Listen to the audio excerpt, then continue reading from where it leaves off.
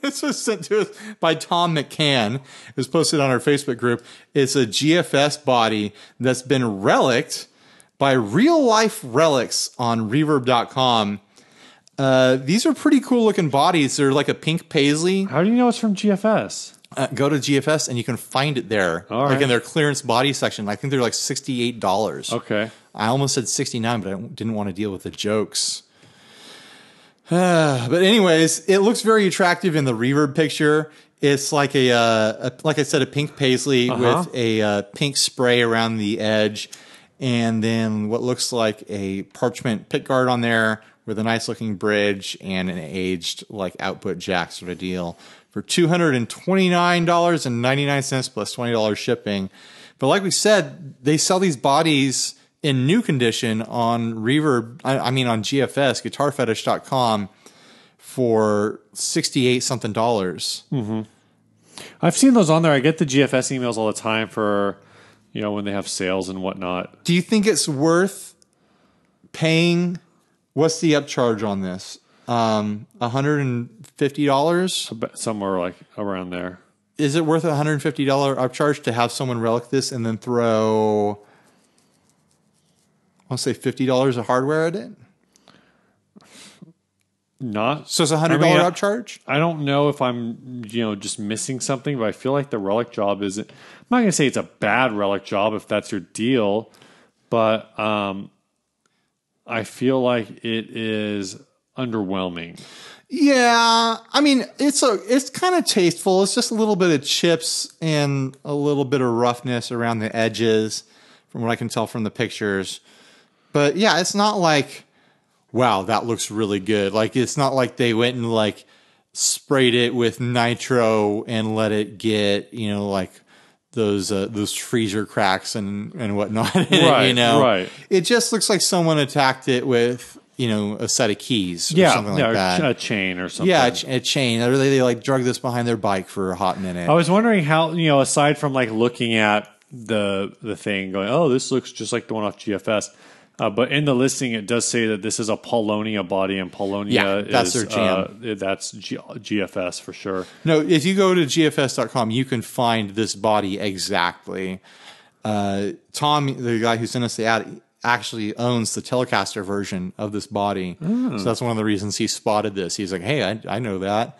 And leading to that, one of the reasons why I question the value of this versus getting a relic body from, say, like MJT or something like that, sure, is that GFS bodies have a reputation of, they're very affordable, $68 or whatever it is, but they have a reputation of not being routed quite to spec. And right, you might have to make a very slight adjustment. Yeah, Tom said that with his Telecaster body, there was like a business card size gap in between his neck and the body. And then I've heard of neck routes actually being too small on them, or things being just a little too crooked so that they don't take pick guards in the right way. You can get away with the neck route being a little too small. Sure. As long as it's square. Yeah. But that's what I'm saying. Sometimes things aren't perfectly square. And it's like, if you're buying a really low cost body or neck off of a site like this, you just have to be aware that you have to have a certain amount of ability and wherewithal to make the adjustments that need to happen to make it compatible with other parts. So is it worth paying an upcharge on a body like this when you don't know what it's going to be like just to get a relic body that looks cool? I mean, let's be honest. It looks cool, right? Meh. You don't like it? I think it looks okay. It doesn't. I could see you wearing a Paisley guitar for some reason. I'm just saying, so this relic job, maybe I'm spoiled. I might be spoiled. That red Telecaster I have has a little bit of a relic job on it. It's always been relic? Like that. Not intentional. Hashtag natural relic. Hashtag natural relic. Yeah. Hashtag red Telecaster. Hashtag Steve Rouse signature guitar. That laugh sucked that I just did just now. Yeah. I heard it while I was doing it. I was like, why am I laughing like that? Yeah, it wasn't even that good of a joke. What's wrong with you? I'm like a pervert. All my laughs suck. Let's be honest. Maybe it's just you. It is. That's what I'm saying. It's just me. All right. Yeah, I just, it's not relic like intentionally, but there's parts where it's, I don't know if the finish was bad, but it's like chipped off around here and there. Sure, sure. It's always been like that.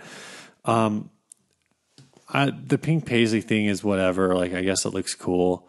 The only reason I couldn't have a pink Paisley guitar like it match your skin tone. Exactly. It'd be impossible to edit video around. I'd be pink. The guitar would be pink. We'd all just be super pink. Maybe that could be your shtick. Maybe that's the audience, the niche you need to fall into. I have a pretty tough skin most of the time. Like, we get like cruel comments multiple times a day on YouTube videos, and I'm like entertained by most of them. But one time a guy was like, "Oh, you're really pink. Your skin is real pink." And then I felt self-conscious about my video editing. It's like, oh, I'm not color correcting right. Oh my gosh. And then I got so it wasn't even actually about your skin. It was about your edits. No, once I started looking, I was like, man, my skin is really pink. And then I felt a little self-conscious about it, but mostly just because like, oh man, this makes my editing harder. But recently I've been getting over it and I'm just like, yeah, my skin's pink. Deal with it. But I'm the only one who has to deal with it. I got pink skin, guys. Well, and everybody who decides to watch your video. Yeah, they have to deal with it too. It's better for me to be just the natural color I am in the videos and let everything else look okay. It's better if the guitar and the pedals and the amps look okay. I can just be pink. That's my philosophy on it anyways. Now, do we have anything else to say about this? Like, what do you think would be the fair price for a Relic job on a GFS body like this? $68. $68. You think it's a personal mod and that people shouldn't be charging enough charge I mean, for if it? you want to try to like use GFS as your brand's personal farm for whatever, your Relic farm? I mean, that's your own deal, I guess. But like, I mean, let's be honest. It's problematic because everyone knows what you're doing too. Here's what I want. I want a video where this person has this guitar, like receives this body, sits it out, and makes a time lapse showing how much time they spent doing this. Because at $229, you're literally telling me that, like, I don't know, if you spent an hour doing this, that your skill and labor is worth $160. It's funny to me, like, people who do Relic jobs are super secretive about their techniques. I tried to talk to one person once and I was like, hey, how did you do that? How did you do that thing? And he was like, this, and I took like a class and this and that, and I'm not going to tell you.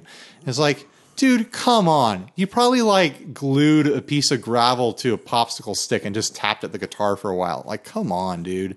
Relax. Like, if you ask a guitar builder, like, hey, how do you set a neck? They'll be like, oh, well, here's how you set a neck. You ask a Relic person, oh, how'd you get dings on the corner of the guitar? And they'll like get all clammed up and be like, oh, I can't really reveal trade secrets. I actually saw a really cool Relic job on the back. It was just a backside of a Gibson Les Paul. I thought it looked pretty cool. Was it like a hole cut in it for you, a place where you put your wallet and your keys? No. Because that would be pretty cool. Basically, the guy said that he forgot to take his pocket knife out of his pocket and it like wore like a 1-inch hole like straight in the finish after like an hour-long set. Whoa! No, there's no way he didn't feel that. Well, like I guess he was like he was feeling it, but he didn't know that it was like doing damage. Huh. And so I mean, he knew what it was, but it's like that's that classic like belt buckle rash and whatever deal. Yeah. Like I think there's ways you can maybe like fake that, but like that's what I'm saying with this. Like, okay, like realistically, okay, you bought it for $68. If you were selling it for like $100, $125, I'm like, okay, sure, why not? But $230, man, you better be doing something magical, and I'm just not seeing it. I think if there was some sort of mention or guarantee that like, hey, this is a GFS body. Not only did I relic it, I also fitted it with a neck and made sure everything lined up and this body is certified, ready to go. I think I'd be more open to it, you know? Well, I wonder, like, if they're doing this, like, how many times do they need to, like, return these things to people because they receive it and it's like, oh, yeah, I slapped my strap neck on this and it didn't fit. Didn't work right. That's a good question. Because that would be a huge bummer if you buy a body and like bummer. Your Mexican neck doesn't fit into it right, or like the bridge just doesn't quite fit in the route quite right. I look at this and like there's some opportunity for a more creative like take on this. Like you could take this guitar and do like a gold spray around the edge and do like a gold with pink paisley sort of burst. That would be cool. Or like overspray it with black and then relic away the like a thin layer of black so there's a little bit of pink paisley poking through spots. Things like that. There's ways to get more creative with this than what this person did. I'm not particularly worried about creativity. Like I said, it's all I think about, Steve. I look at the pictures of this and I'm just like, somebody took somebody attached a 2x4 to this and drug it around their It definitely driveway. doesn't look like a natural relic. There's too much relicking around the full edge of the guitar. That's just not natural. I feel like most of the relicking is around the full edge of the guitar. Yeah. There's nothing that's particular. Like this is relicking through mismanagement, not relicking through trying to simulate play. Yeah. So you know what there needs to be? I think that's a big part of it. Is it's like you see like people complain about the Fender Road Worn series because every single one of them was the same because they wore them out with like robots. But at least like the wear and tear that they put on those guitars, you could look at it and be like, yeah, I could see how somebody would wear this thing like this. You know how you wear out a guitar to look like this body? You just drop it a lot. Yeah, exactly. Here's my idea, Steve. You know how they have robots to test like car seats, and there's like a robo butt that sits down on the seat like 1,000 times a day and it simulates like years of use in like a week. Or like they have that robot at IKEA that closes the same drawer over and over again all day long every day, and they're like, look, the drawer still works and it's been going for 5 years.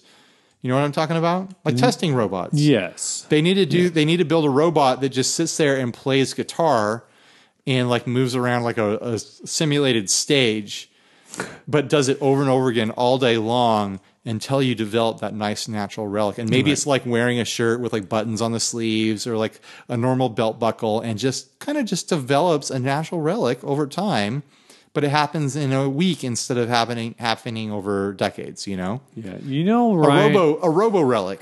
I'm talking about #robo relics. You know, Ryan, how sometimes there's robots